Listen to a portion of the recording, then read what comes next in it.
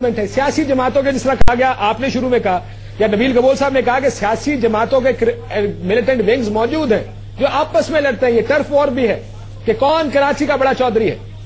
وہ بھی ہے کاشف بھائی، وہ بھی ہے. یہ ایک ایلیمنٹ یہ بھی ہے کہ ٹرف وار بھی ہے. بالکل صحیح ہے، اس میں کوئی شک نہیں ہے. لیکن ٹرف وار بہت چھوٹا ایک معاملہ ہو گیا ہے.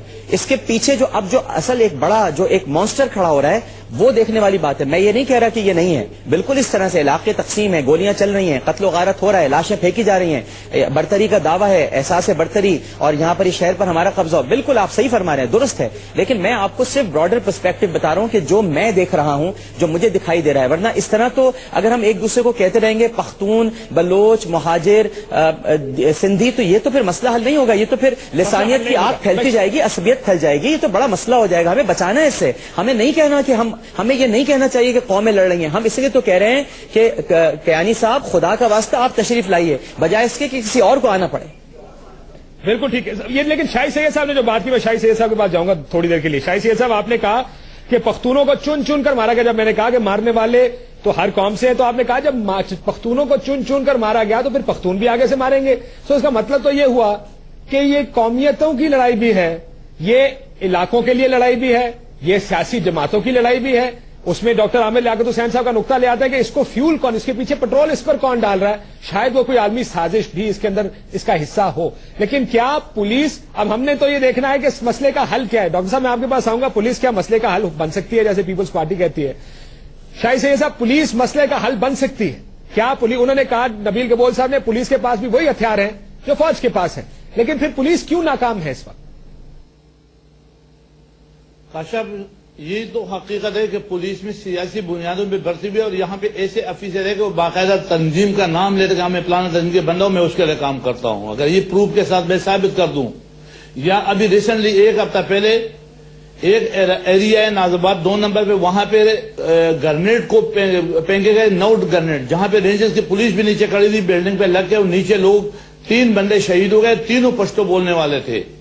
ان کا جو تانے میں ایف آئی آر کاٹا ہے، نازآباد تانے کا نام لیتا ہوں، نازآباد تانے میں جو ایف آئی آر کٹا ہوا ہے، وہ ایف آئی آر 6 سال کے بچہ اور پشتونوں کے خلاف کٹ گیا. مرا بھی پشتون، ایف آئی آر بھی پشتون کے خلاف کٹ گیا.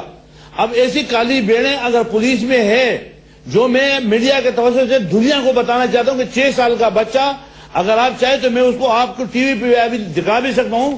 یہ بچہ جس کے والد، جس کا میں نے پیدائش کا سرٹیفکیٹ بھی آج وزیر اعظم کو بھی دیا اور میں نے وزیر اعلیٰ کو بھی دیا، یہ 6 سال کا بچہ ہے.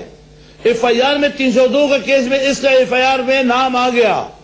یہ پختون، مرا بھی پختون، ایف آئی آر بھی پختونوں کے خلاف، مارا کسی اور نے، جس نے مارا وہاں کچھ نہیں.